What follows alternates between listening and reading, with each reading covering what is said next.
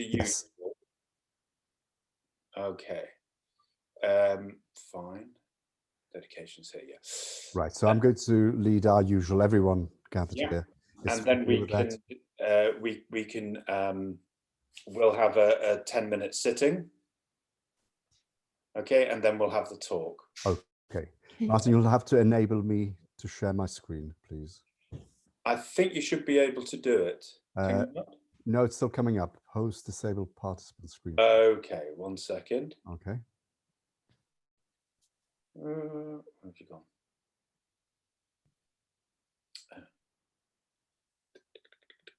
Oh, Julia, I don't know if Steve managed to see your email, but of course your friend can join us. Yes. Okay. Ah, there she is. Oh, I can't see. Oh, there we are. All right. Let me just have a look. Sorry.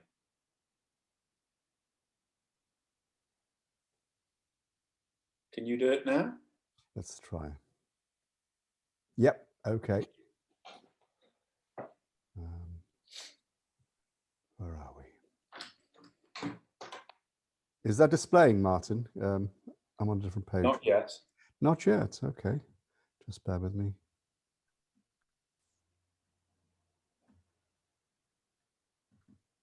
Now? Yes. Yes. Okay. Sorry, just before you start. Yes. Could everybody, apart from Bob, could everybody mute, please? Because otherwise it creates problems with the sound. Okay. All right. And yes, I've got my, I shall sound it in between each one, Martin. Okay. So we'll go straight into the four thoughts. Now I have this unique opportunity, a free and well-favored human form, so difficult to find.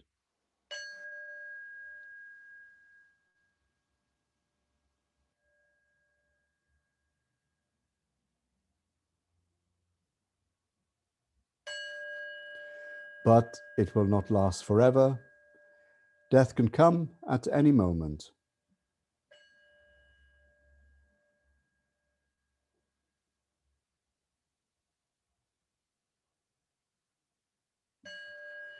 And wherever I'm born in samsara, there will be suffering.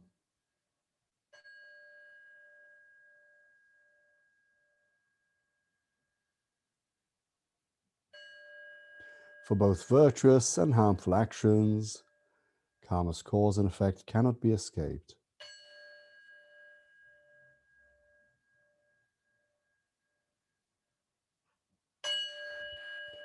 O Lama, hold us with your compassion so that we may find the path to liberation. So next, the refuge prayer, please. Twice in Tibetan, once in English.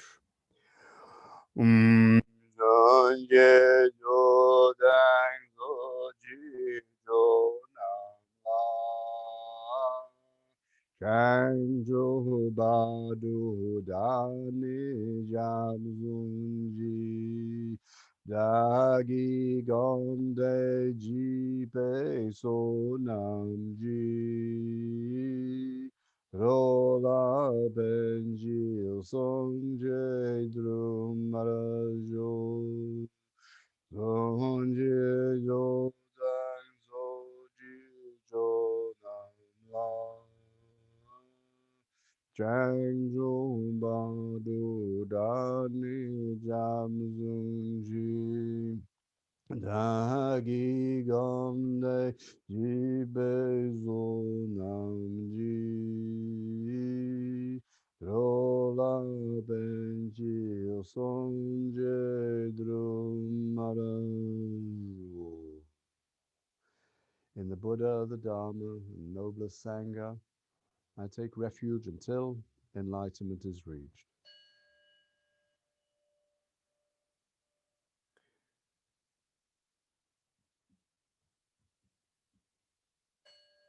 Through the virtue generated by this meditation and practice, may I achieve Buddhahood for the benefit of all beings.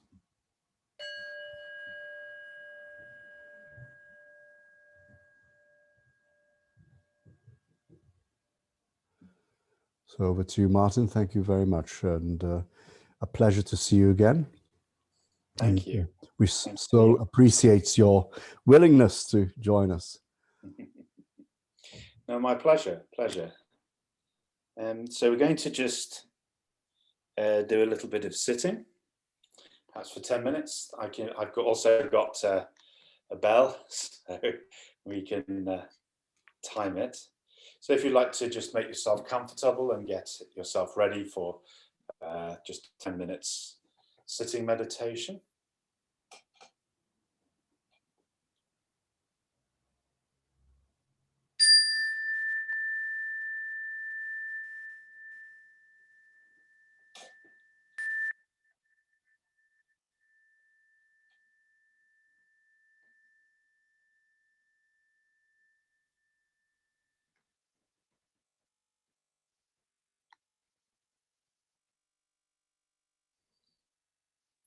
So please sit relaxed.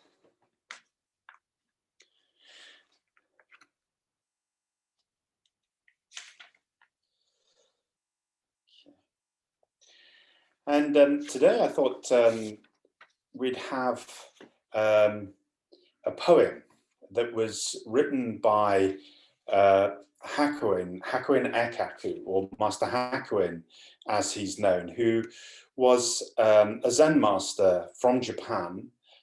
Sorry, can everybody hear me all right? Yeah. From Japan in the 18th century. His dates are 1685 to 1768. And as well as being a Zen master, he was also very famous in his own lifetime.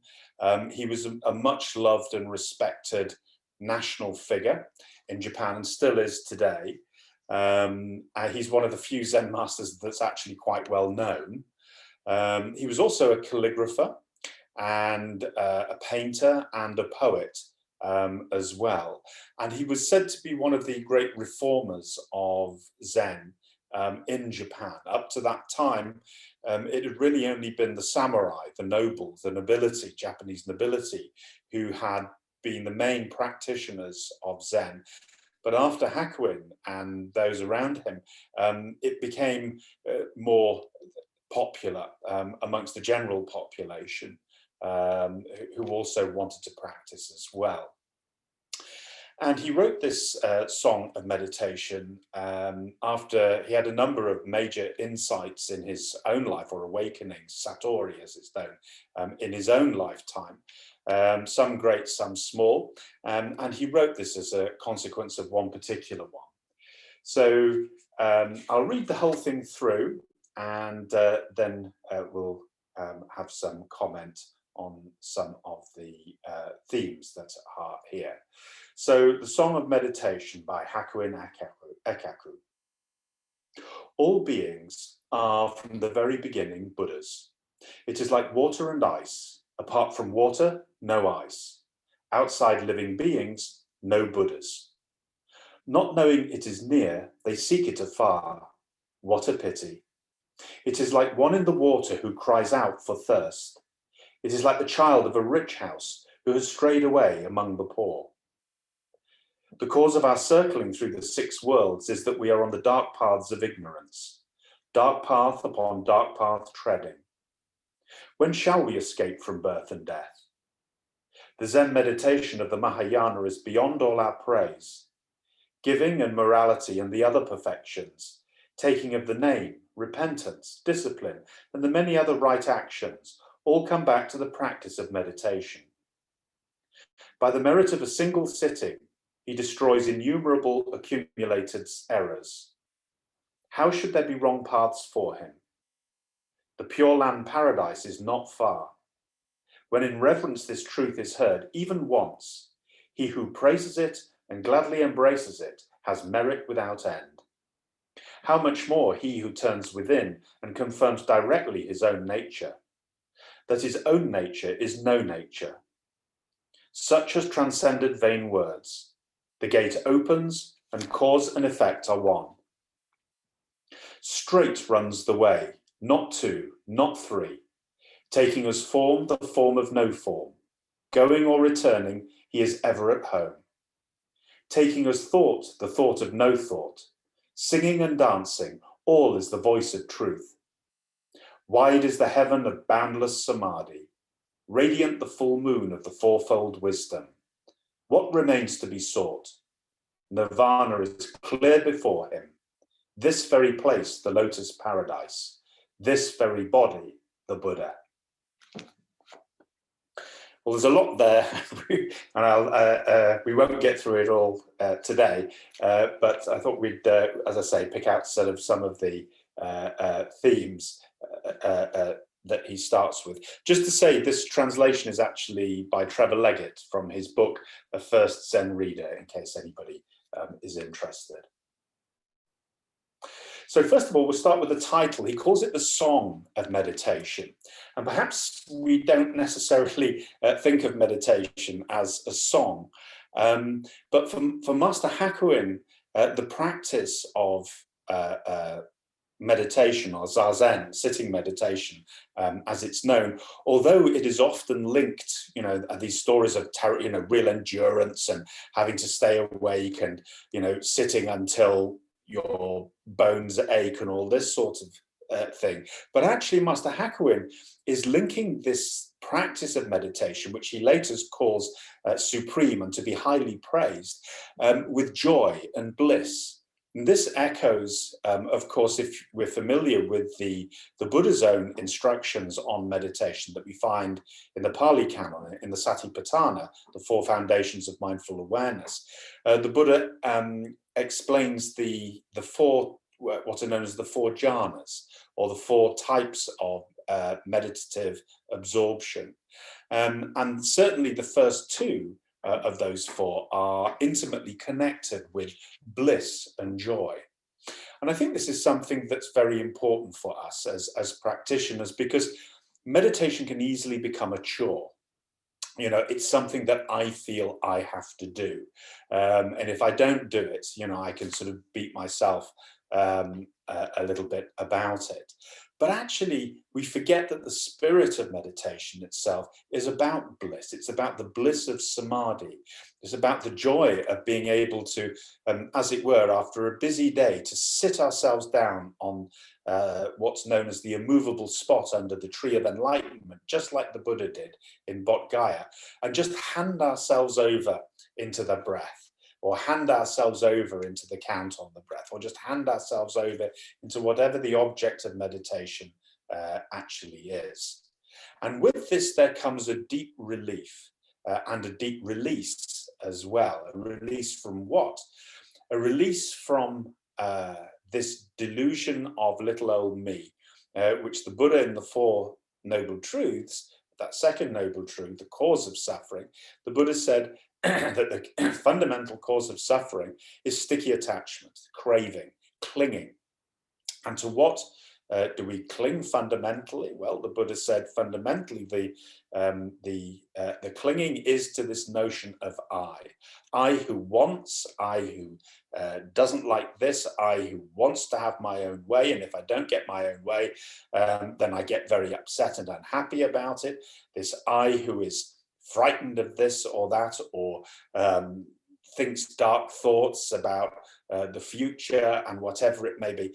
This I, with all my opinions, which the mind is constantly and the heart is constantly sort of spinning and fired up by the three fires or kleshas of greed, hatred, and the delusion, of course, of I itself.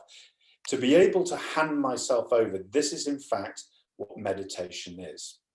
Meditation is a practice, but the state of meditation is called samadhi. And that means that ability to be able to let go of myself and to just become at one with the breath, at one with the count on the breath. And in that, out of that comes that release. And what Master Hakuin is saying is that in that profound mystery that is samadhi, because no separate individual I actually can say that he or she knows what the state of no I, or I-lessness, anatta, as it's known in Sanskrit, is really like. because it is something quite mysterious, deep and profound. And yet out of that comes the warmth of heart, the wisdom and the compassion that we hear so much of in Buddhism, which form the two legs upon which the whole of Buddhism walks, and also the mystery of what's known as the way as well, which is simply the way of things, the way things really are. And the way things really are is the most common way that the Buddha's own awakening and enlightenment is actually described.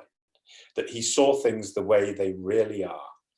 He saw the true nature of things. He saw what is referred to technically as the Buddha nature. And it's this Buddha nature that Master Hakuin opens his poem with. This is the fundamental truth, and it's it's at the beginning because it is the fundamental truth, and he's reminding us that this is why we are practicing Buddhism. Yes, I know these days people practice it for good health and well-being and all these things, which are all fine. But ultimately, the practice of walking the Buddha's way is about seeing into the true nature of things, seeing the truth of things as they really are. So he opens, all beings are from the very beginning Buddhas. It is like water and ice. Apart from water, no ice. So water and ice, we know that in fact water and ice are two states of the one same substance. It's all H2O. But it's also a little bit deeper than that as well, because water is of course flowing and fluid and subject to change, whereas ice is resistant to change. It's whilst it's ice, it cannot change its shape. Well, I suppose if you smash it, it can do. But then it just becomes smaller shards of also that ice as well.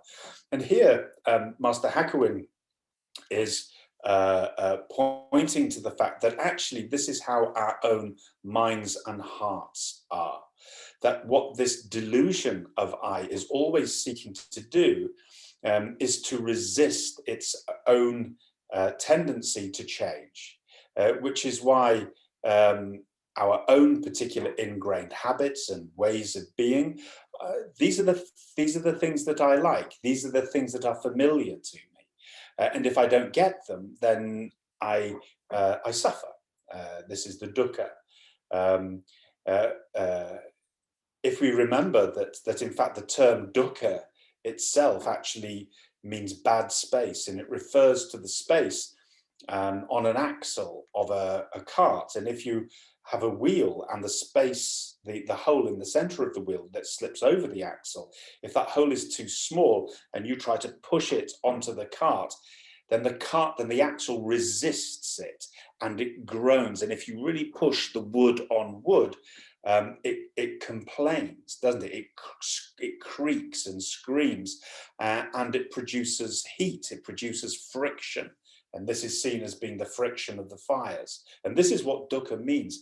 It's that resistance to life, that when something is coming and I don't like it, how I stem myself against it. And in that stemming of myself against it, then I increase the suffering tenfold or 100-fold. It becomes something now that must always be resisted.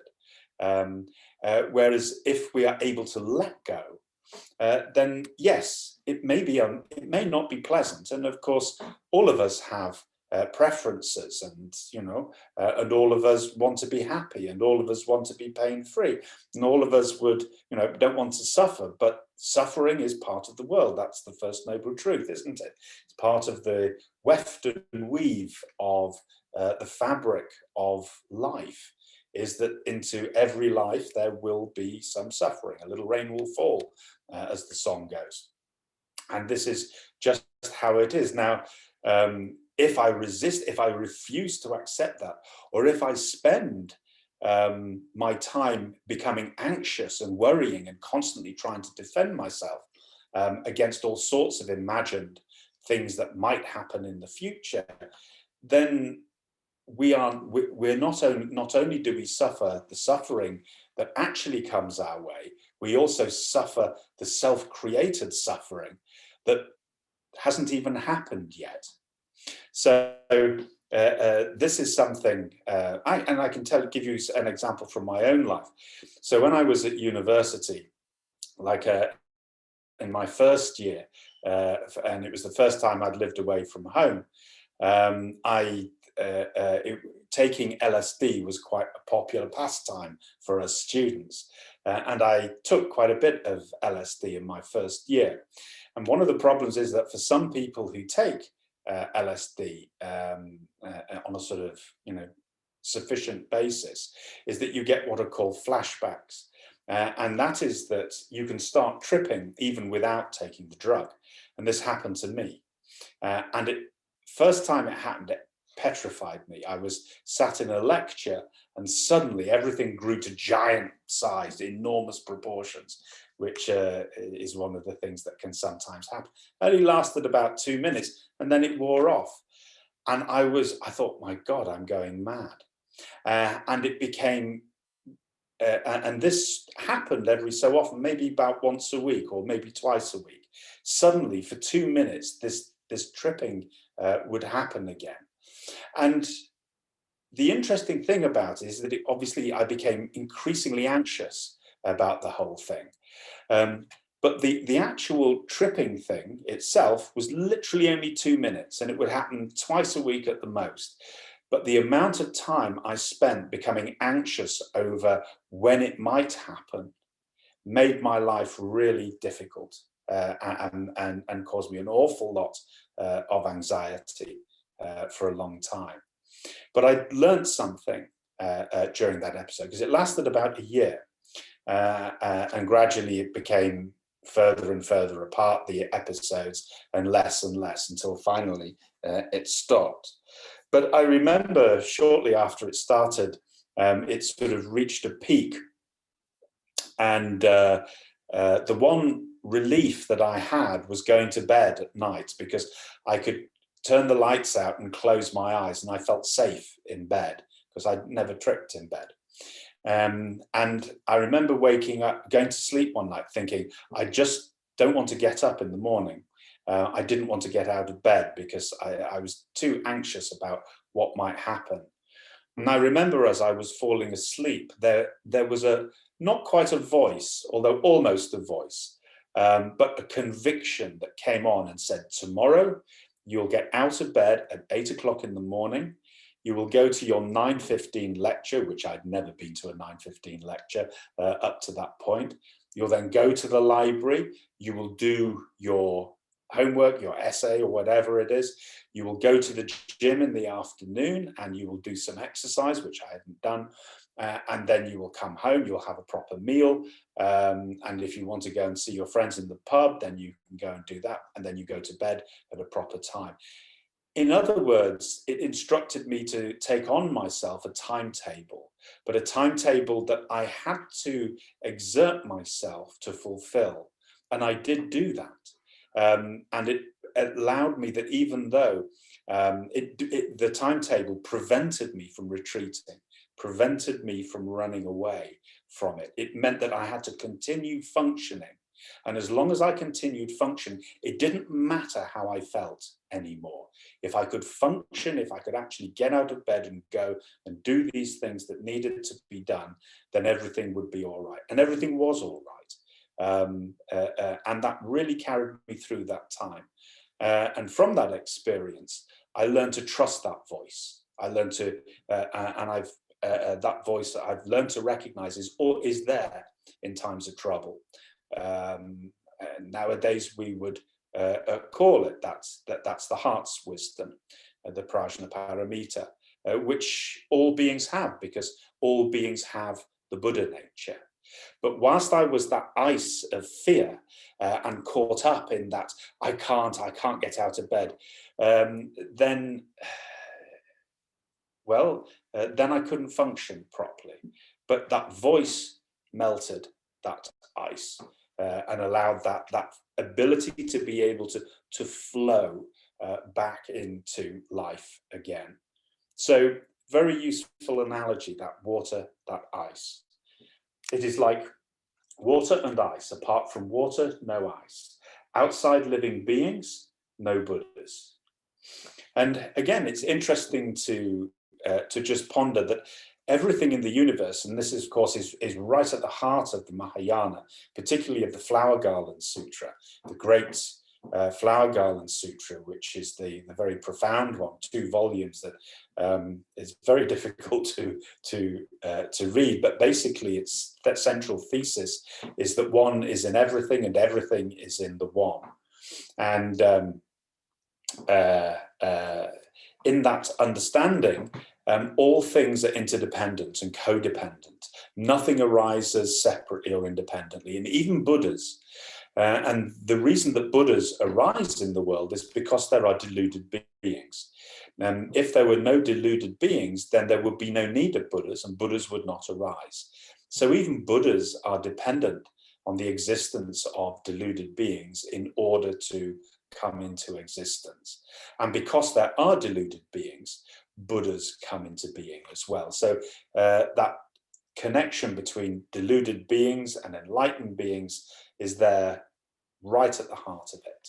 And this is simply the nature of the universe as it actually is. Outside living beings, there are no Buddhas. And of course, Buddha, by this point in the Mahayana, as we know, Buddha didn't just mean the historical Buddha who, was born in a palace, left, sat under the Bodhi tree and then turned the wheel of the Dharma and died in the Sala Grove aged 80. The Buddha also referred to the Buddha nature as well. And this, we may ask, well, what is the Buddha nature? I mean, I've sort of given a little example of that from my own life. But the Buddha nature itself obviously arose as a teaching.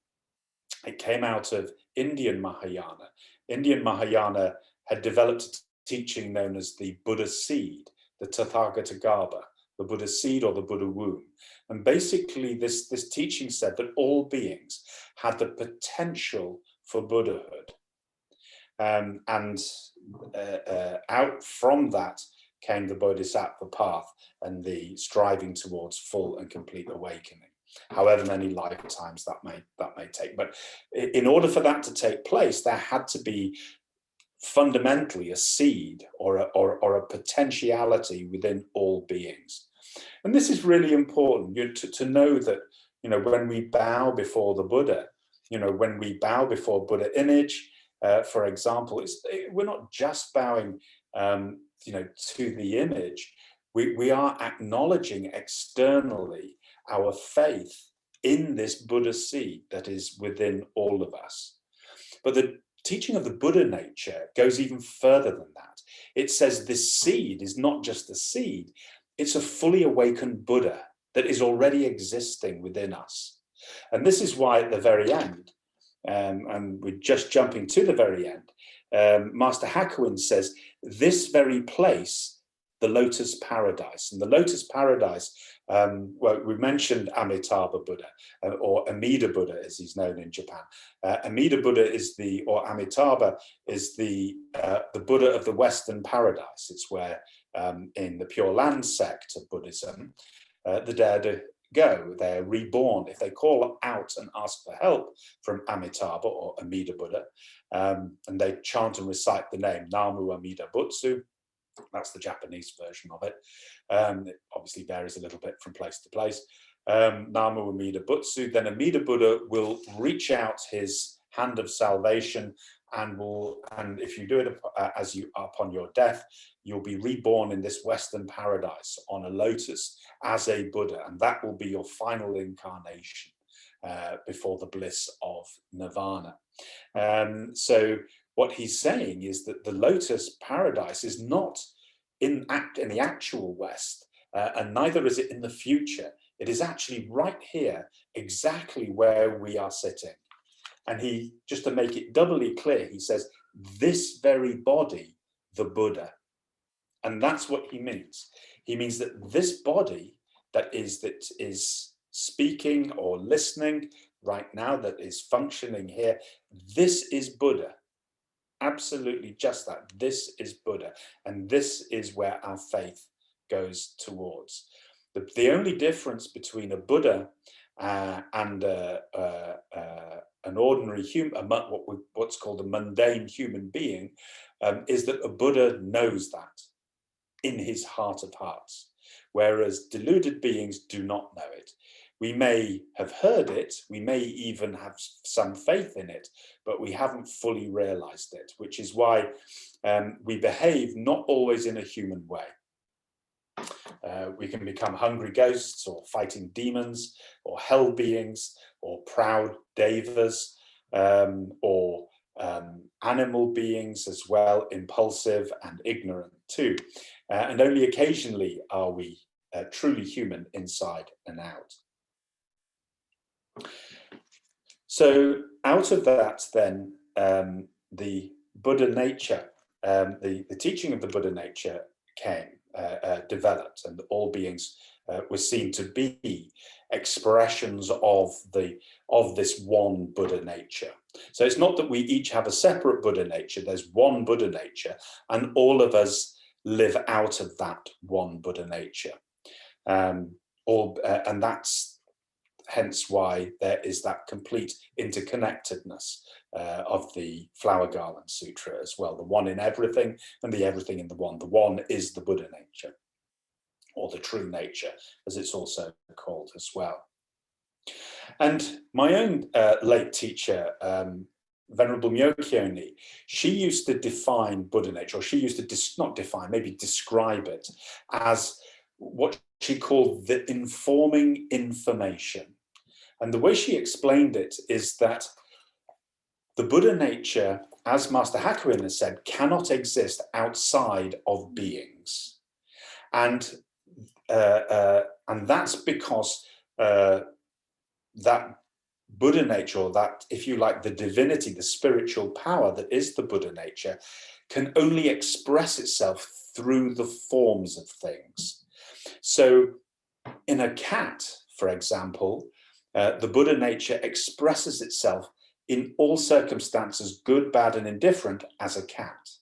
And I know I've said this before, if I come home with the shopping and put it down, and then my phone goes and it's someone I haven't spoken to for ages, and I wander off, and I'm talking to them for half an hour, then I come back and my shopping bag is pulled over, the contents are pulled out, and the wet fish that was in a plastic bag has been ripped open, and the wet fish is gone. And there's the cat sitting there, licking his lips, looking very self-satisfied.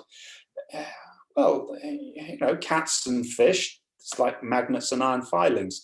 They attract each other in this way, and I can't really blame him. You know, that is the nature of a cat, and the cat lives the way of the cat.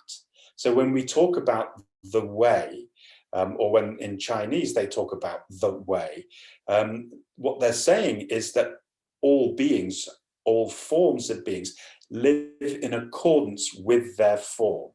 So again, a cat will always be a cat. A dog will always live the way of a dog. The oak tree in the garden will always live in the way of the oak tree. It will produce nuts, and those will then ripen in autumn, and then they fall, and so on. But human beings also have that same Buddha nature that informs our forms, but we are not always human. And that's the difference. Because of the delusion, because our consciousness, our hearts, our minds are afflicted with that delusion, we are not aware of it. And this is why in the Mahaparinirvana Sutra, the Mahayana version of the sutra, it said that the Buddha on his awakening said, how wonderful, how miraculous, all beings, but all beings are fully and completely endowed with the wisdom and the power of the Buddha nature. But sadly, alas, because of their sticky attachments, human beings are not aware of it. So there he says, all beings, cats, dogs, oak trees, they live quite naturally out of that Buddha nature, that informing information that informs this form how to live. And it's quite remarkable, really, and this is why one of the practices in Zen, and I remember my own teacher was very keen that we should watch those natural history programs, you know, those David Attenborough type programs. She said, because, and that we should go out in nature as well and look and see how the world around us, changes over time, and how it adapts to things as well, and takes advantage and finds opportunities. She always said there were great lessons to be learned there. But she said what was so important is that we can see this way in action. We can see the way that beings adapt to them, to each other, and even to changing environments too. And she used to tell the story, and I sort of picked it up and told it, also told that story too, of the example, because she said sometimes the nature even exceeds the unusual circumstances if it's allowed to do so. And she gave the example of the Antarctic station. So down in the Antarctica, there are a number of scientific substations where they carry out various experiments and so forth. They do lots of research, all different countries. And there was one group who, they obviously they have to shut up for winter, because it's down on the South Pole in winter, it's like the North Pole in winter. It's perpetual darkness for the whole of winter. And there's not a lot that they can do. And this particular group was studying the penguins, the emperor penguins there. And so in autumn in the South, they had to lock the substation up, get aboard the helicopter and fly back to South America, which is where the base was. And they were sort of halfway across the ocean when one of them says, "Did anyone remember to bring the cat?" The substation had a cat, and they looked one to the other, and there's sort of that sinking moment when they realized they'd forgotten, no one had remembered. And it was too late. They weren't able to turn the helicopter round now. And that was it. They weren't going to be back for 6 months. And, they just thought, well, that's it. Kitty is going to perish, and there's nothing that we can do about it. So when they went back in spring, it was with a certain amount of trepidation. And so they obviously opened the door and went in, and they looked high and low, and they couldn't find Kitty at all, no one there. But the cat was able to get in and out anyway, so they just presumed that he must have gone out into the cold, obviously lack of food and water, and must have perished in the sub-Arctic temperatures or Antarctic temperatures, which they have there, of course, in the darkness. And so that nothing more to be done. They went about their work, and they went back out onto the ice sheets. And there they were studying the large herds of penguins that gather together in thousands and thousands for the breeding season. And there they were, looking through the binoculars at the this crowd of penguins, when one of them says, "There's a ginger penguin." And they look more closely, and of course it wasn't the ginger penguin, it was Kitty, it was the cat. And they managed to rescue him. And he obviously lost a bit of his tail from frostbite, and a couple of toes as well. And he was, obviously hungry and had lost some weight.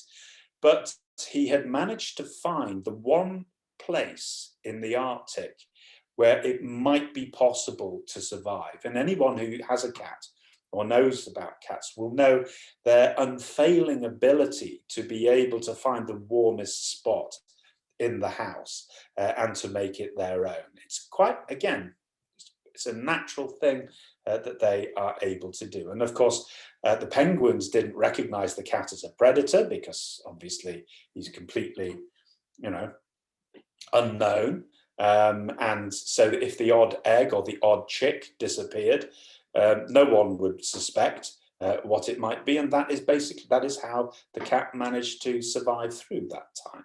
So this way of the cat, which didn't despair, which didn't spin stories and tell itself terrible things about how its fate is sealed, it simply, out of its own nature, simply continued to respond to circumstances until it could no longer be able to do so. This is that power, this is that strength of that informing information. The cause of our circling, Yeah, not knowing it is near, they seek it afar. What a pity. It is like one in water who cries out for thirst. It is like the child of a rich house who has strayed away among the poor. And of course, what he's pointing to, what basically he's saying is that because, as the Buddha said, alas, because of their sticky attachments, human beings are not aware of this inherent informing information of the Prajna Paramita, the wisdom gone beyond. Because we are not aware of it, we suffer as a consequence. We become confused. We become really deranged at times, and subject to all sorts of fears, because the informing information we cannot hear. The informing information which brings us sanity, which causes that song of meditation, lifts the heart, we are separate from. That is what the delusion of I does. That is what attachment to the delusion of I does. And this is why the Buddha talks about undermining, grinding away, dissolving away those sticky attachments to I, so that the heart is freed. What's known as laying down the burden of this suffering self. And of course, the mistake that I often make when we hear about these things, as wonderful as they are, and they are wonderful, and they really are wonderful. Oh, I can see someone's got a dog there. Okay, you've got your own dog, but with a Buddha nature, the way of the dog there.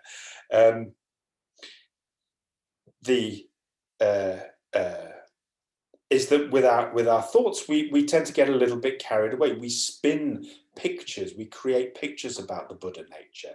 And instead of really looking for the Buddha nature, that sitting there really looking deep, we sit in our armchairs and create thoughts about it.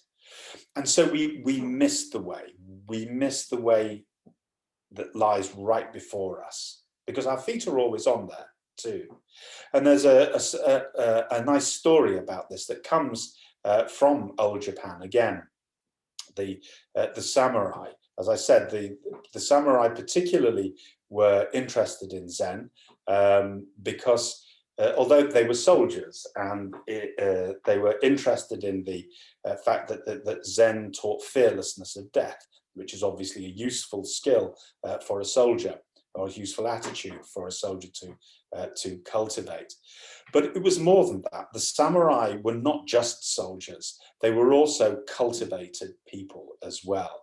So they loved the arts, and they practiced, poetry and painting and calligraphy, and they practiced also philosophy as well. That was considered very important. So, a soldier was considered, a rounded person if they had all these qualities fully developed in themselves. That was the way of the samurai.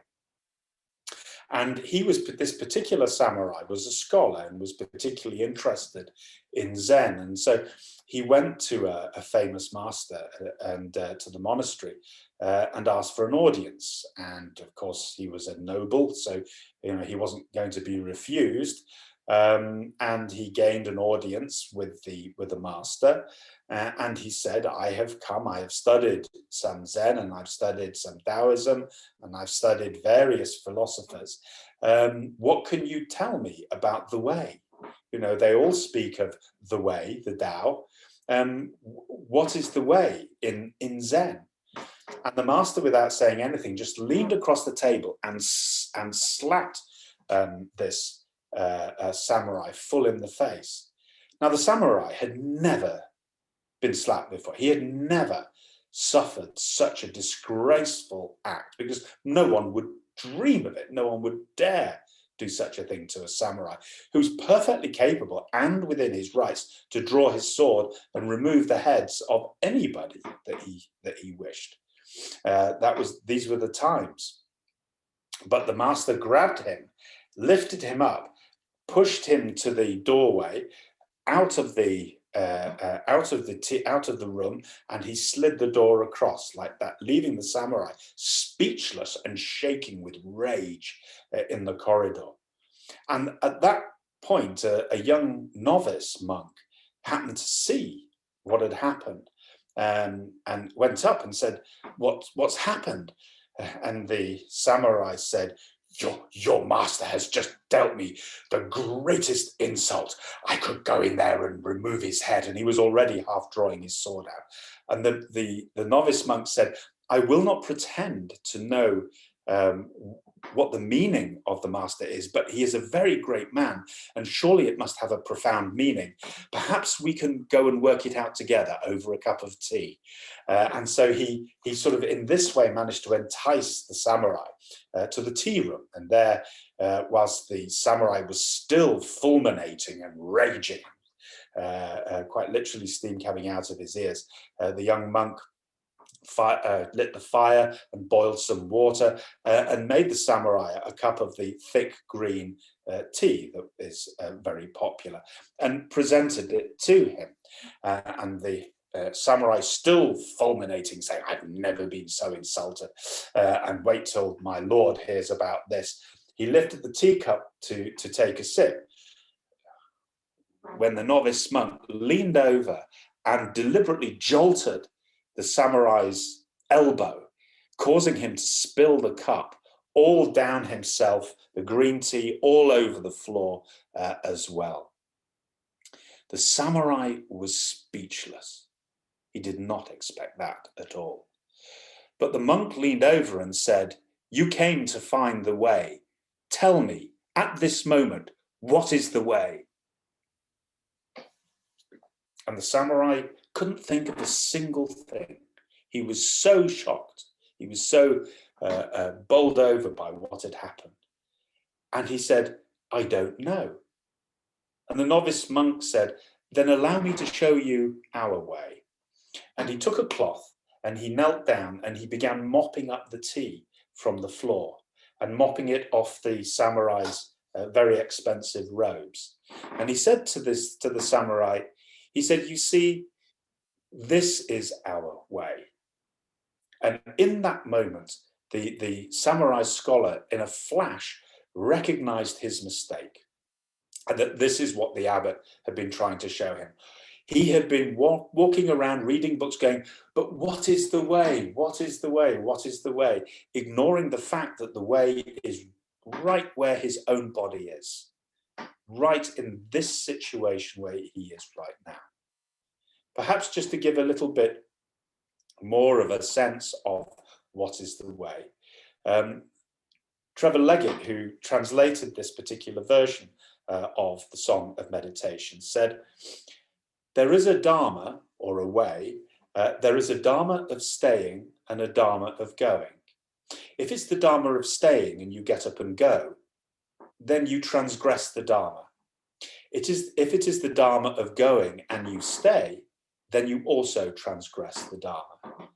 The idea is that in all situation, there is a way to be, a way to act. So for example, here we are having a talk. In the middle of a talk, we scheduled from 7:30 to finish at 9 o'clock, the whole thing. If suddenly you decided, "Oh, well, that's it, switch off, go and watch TV now," it would, after having sort of committed to come to a meeting, I mean, perhaps it doesn't seem quite so much with Zoom, but imagine if we were still in the friend's house, for example, in Kettering, and literally in the middle of the speaker speaking, you just got up and walked out or went and made yourself a cup of tea, ignoring the fact that the speaker was still speaking and everyone was still listening. It would cause a disruption or a disturbance in the way that things are. And so that's what Trevor Leggett was saying.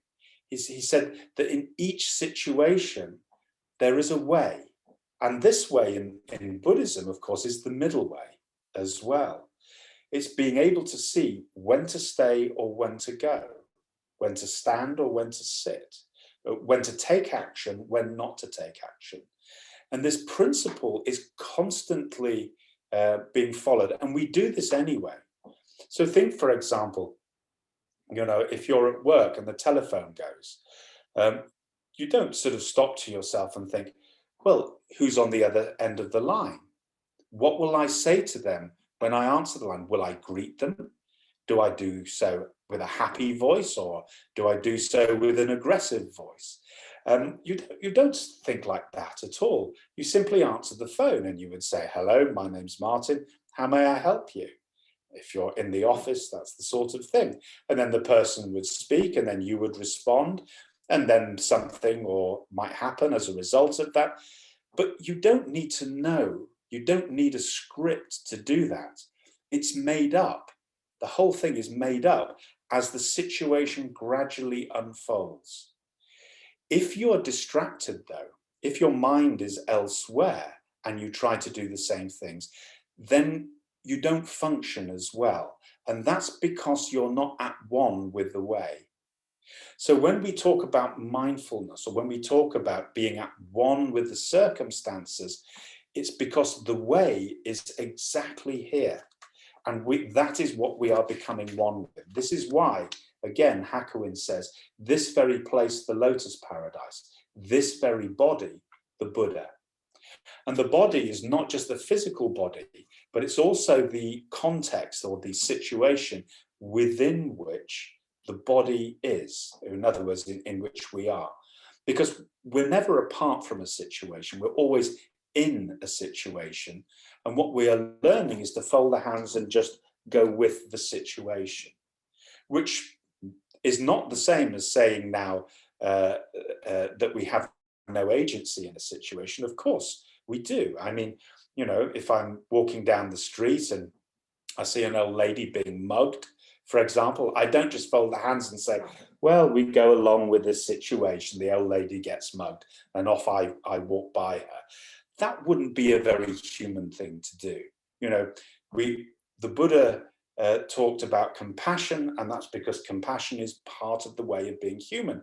And part of compassion would be to take some action. We would, you know, shout or maybe call the police, go over and maybe try and help it, depending on our own circumstances. But it's always depending on those circumstances. And this is that way that is being referred to. This in Buddhism, and certainly in the Mahayana, in the practice of the Mahayana, is finding the middle way in every situation and then obeying it, going along with it, being fully informed by that informing Buddha nature, which includes the warmth of heart, the ethical conduct, obviously, as well, and our own meditation practice as well. So hopefully that gives a flavor of what Master Hakuin is really pointing to by this. It is like one in the water who cries out for thirst. It is like the child of a rich house who has strayed away amongst the poor. And this child of the rich house who strayed away amongst the poor is almost certainly a reference to the parable of the prodigal son in the Lotus Sutra, which is one of Master Hakuin's favorite sutras. And there's a prodigal son, of course, in the New Testament, but it's a slightly different story, although it also has some overlaps with that too, funnily enough. But in the Lotus Sutra, a young man who comes from a very wealthy house decides to take his portion, his inheritance, and go out into the world. And he basically travels a long way, spends all the money in a fairly profligate way, and falls into poverty. And he feels so ashamed at what he has done that he daren't return home in this state. And in the meantime, the father thinks that the son has been away for so long that something awful must have happened, he must have died. And so after a period of grieving, he decides to sell up from the house and moves to another place and buys and sets up his household there. And it so happens after many years that the son, who's now a beggar, happens to within the to the land, to the new place, the new province where the father is living, and he happens to find himself with a group of other beggars begging at the gates of his own father's home. And the father looks out of the window and recognizes his son as one of the beggars, and but the son doesn't recognize the father. And so the father comes out to go to the son, but the beggars take fright because they think that the householder is coming to punish them for begging at the gate, and so they run away. And so what the father does is he develops a skillful means. He calls the head of the household and his head servant and says, "That man over there, go and offer him a job in the kitchen, and give them all employment, actually, but bring them in and feed them and look after them, but give them some menial tasks to do." And so this is what happens, and the beggars come in, and in exchange for food and shelter, they do some menial tasks. And this goes on for months and years, and gradually, bit by bit, the employment increases, and his son is elevated through the ranks of the servants until finally the son himself becomes, as it were, the sort of head servant of the household, and is now on very close terms with his own father, who he still doesn't know is his own father. And then finally the big reveal, and the father says, I'm close to my dying now, and I had a son once who strayed from the house, and that son was you. And then he sort of reveals, and he says, "This is your own inheritance." And the Buddha used this, he used this analogy, or used this parable, to explain why the Buddha came first and taught the Arhat path, and only later taught the Bodhisattva path. Because he said, if I'd told you from the beginning that your true inheritance is Buddhahood, you would not have believed me.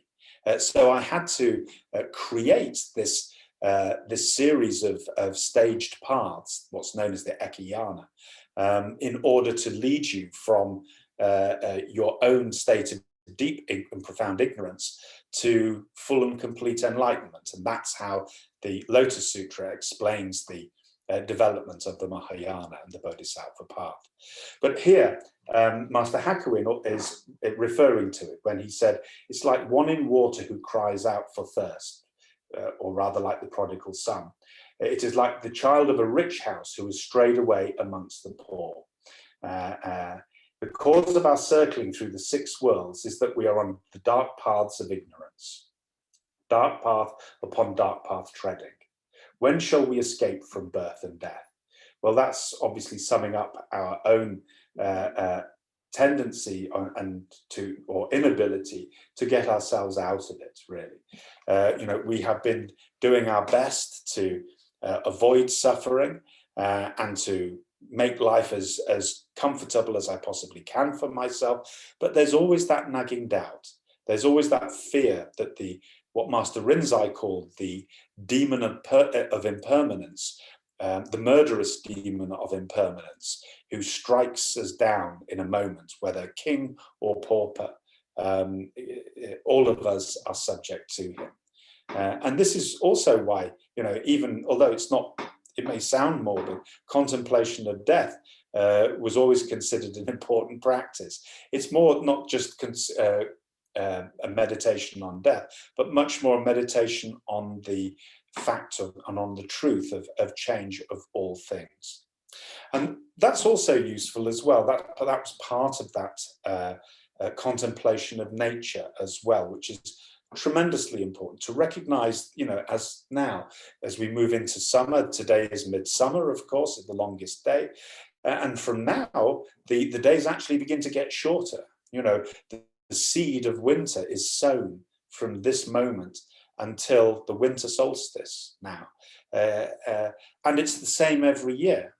And it's the same with us. The leaves fall from the trees, but the leaves come back next year. They're not the same leaves, but yet in a strange way, they are the same leaves, and yet they're not the same leaves as well. And this ability to be like water rather than ice, that if I cling to my own particular form, if I take that as my true being, my true nature, then yes, death is a terrifying thing for me. I remember Myokyoni, my late teacher, shortly before she died, she said, Martin, she said, forms come and go, but life, that goes on. And that's the cat wanting to go out. And there we go. Yeah, so forms come and go, but life, that goes on. And it's that life that is the life of the Buddha nature. And that is our true nature. And that is what we are learning to rediscover in the midst of our daily life through our practices of meditation, mindfulness, the precepts and the devotional practices as well. They all come together and they point towards that truth. This is what it means later when he says, and we'll finish on this, he says the Zen meditation of the Mahayana is beyond all our praise. Now, don't get thinking, oh, he's just holding the flag for just the Zen school. It isn't. Zen simply means meditation. So he says the meditation of the Mahayana is beyond all our praise, giving a morality and the 6 parameters as they're known, what's known as the taking of the name, that's the chanting Amida Buddha, repentance, discipline, and all the many other right actions all come back to this practice of meditation, he says. And that practice of meditation is that real giving of one's heart, a heart of sincerity into our practice, whatever it is that that practice may be. And that practice, of course, is the practice of living, right livelihood. And it can also be translated as right living. And it's not just about how we earn our money, it's about how we actually live day to day. And if we have that, because here we are, we're following the Buddha's path. If we apply ourselves through that, using the teachings of the Buddha, then sure enough, this heart will open and respond. And what we find is what has always been there. That this indeed, this very place is the lotus place. This very body is the body of the Buddha. Okay, well, I think I've talked for long enough. We'll leave it there for now.